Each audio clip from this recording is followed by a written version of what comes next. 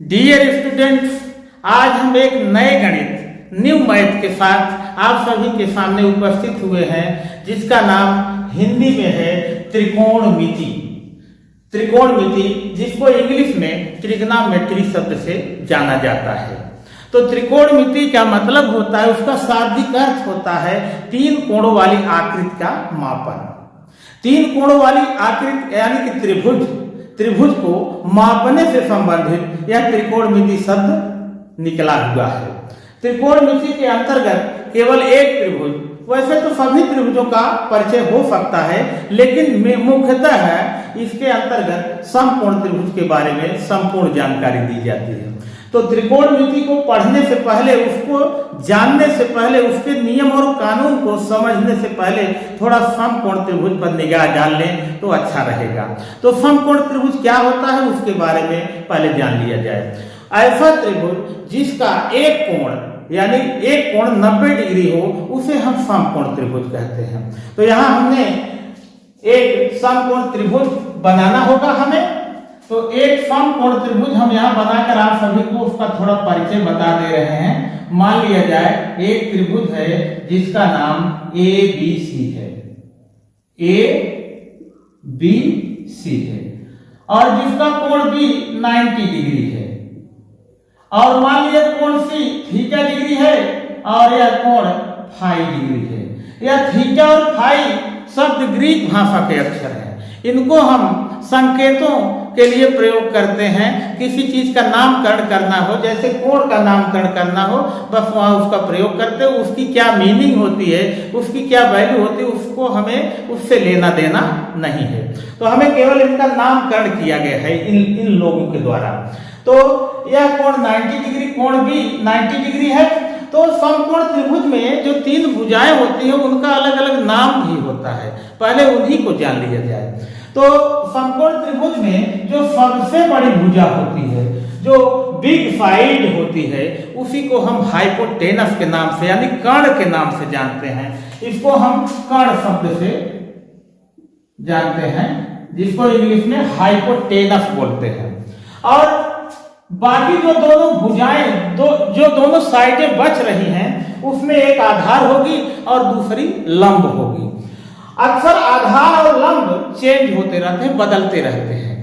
अगर हम इस कोण के लिए त्रिकोणमिति अनुपातों की चर्चा करेंगे, जैसे कोण सी थीटा है, तो यह आधार हो जाएगा। इसके सामने जो साइड स्टैंड है उसको हम लंब बोलेंगे। और अगर हम कोण फाई के लिए चर्चा करेंगे त्रिकोणमिति अनुपातों के बारे में, तो यह फाई के लिए आधार यह हो जाएगा, यानी बेस यह हो जाएगा और लंब परपेंडिकुलर यह हो जाएगा। तो लंब और आधार अक्सर आपस में बदल जाते हैं इन दोनों न्यून कोणों के आधार पर, लेकिन हाइपोटेनस यानी कर्ण कभी चेंज नहीं होता है। तो अब आइए त्रिकोणमिति के बारे में थोड़ा आगे बढ़ते हैं। त्रिकोणमिति के अंतर्गत हमें 6 शब्दों का परिचय करना बहुत जरूरी है।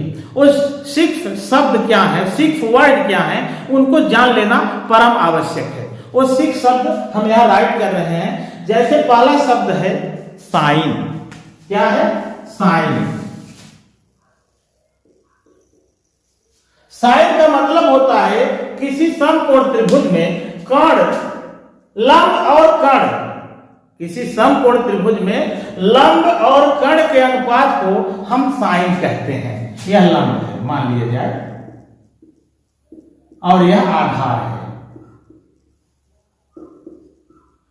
तो हमने अभी कहा कि साइन जो होता है समकोण त्रिभुज में लंब बटे कर्ण को ही साइन कहते हैं।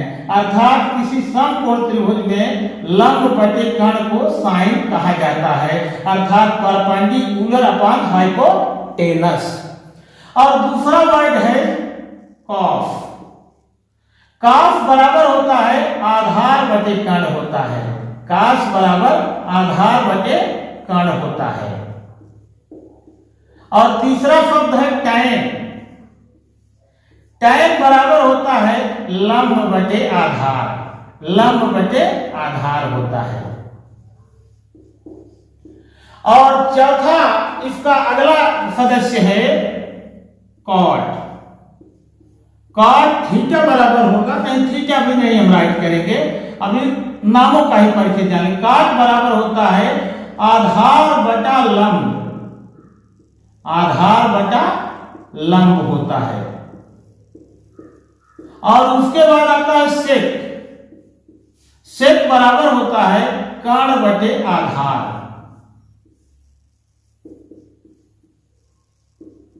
और अंतिम है कोसेक।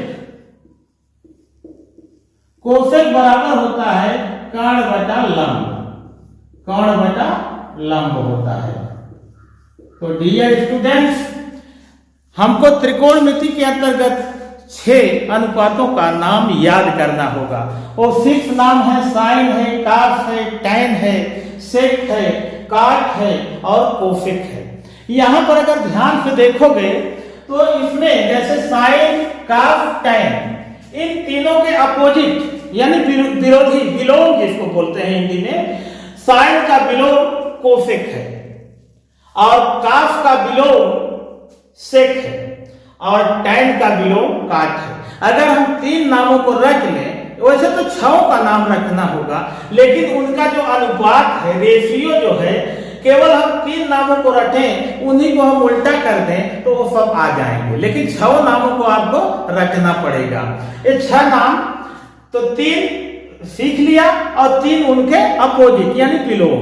तो यह त्रिकोणमिति के अनुपातों का परिचय हुआ। अब इसके अंतर्गत हम थोड़ा आगे बढ़ा रहे हैं आप सभी को, उसको देखिए कैसे आप सभी आगे जानोगे। इसको याद करने का हम आप सभी को एक ट्रिक बता रहे हैं, बहुत सिंपल सा ट्रिक है। तो अगर वो ट्रिक आप सभी लोग अपने माइंड में बैठा दोगे तो बड़े आसानी से इन अनुपातों का नाम आप सभी लोग ज्ञात कर सकते हो। वो ट्रिक क्या है तो ध्यान से देखिए, हम हिंदी में पहले बताएंगे, हिंदी में बताएंगे, ध्यान दीजिए। जैसे है, स्पेलिंग तो इंग्लिश में ही लिखेंगे। जैसे देखिए कि स्पेलिंग है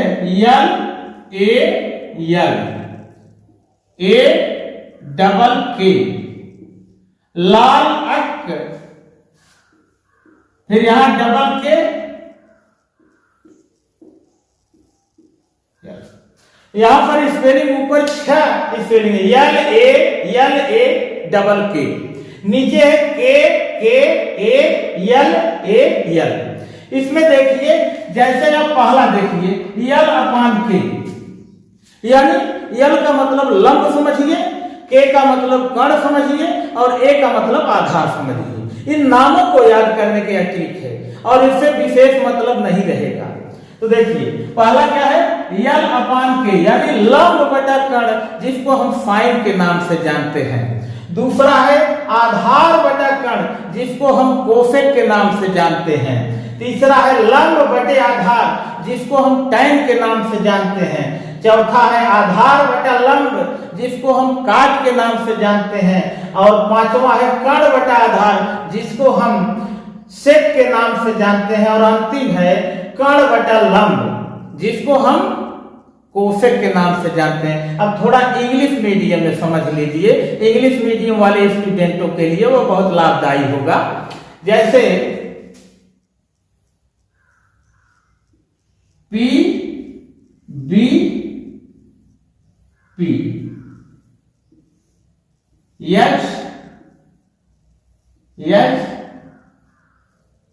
HB, तो केवल 3 ही हम इंग्लिश में बताएंगे। पहले इसको सुनिए कैसे आप लोग याद करोगे। पाकिस्तान भूखा प्यासा, हिंदुस्तान हरा भरा। पी का मतलब होता है perpendicular, perpendicular upon hypotenuse H का मतलब होता है। परपेंडिकुलर अपॉन हाइपोटेनस बराबर साइन होता है। वैसे बेस अपॉन हाइपोटेनस बराबर कोसेक, कास होता है, कोसेक नहीं, कास होता है। और वैसे perpendicular upon base, perpendicular upon base बराबर टैन होता है। बाकी इसको उल्टा कर दो, इनके अपोजिट भी आप सभी को मालूम हो जाएंगे। एक बार फिर सुनिए, पाकिस्तान भूखा प्यासा, हिंदुस्तान हरा भरा। पी का मतलब परपेंडिकुलर, बी का मतलब बेस और यस का मतलब हाइपोटेनस होता है। यह इंग्लिश मीडियम वालों के लिए अच्छा है और यह हिंदी मीडियम वालों के लिए अच्छा है। तो हमने आप सभी को त्रिकोणमितीय अनुपातों का संपूर्ण परिचय बता दिया, उनका नाम क्या है और उनको हम याद कैसे करेंगे ट्रिक भी बता दिया। तो आशा करते हैं आप सभी को यह वीडियो पसंद आया होगा। तो इसलिए डियर स्टूडेंट, हमारे वीडियो को लाइक शेयर सब्सक्राइब करना ना भूलिएगा। प्लीज लाइक शेयर सब्सक्राइब जरूर करिएगा।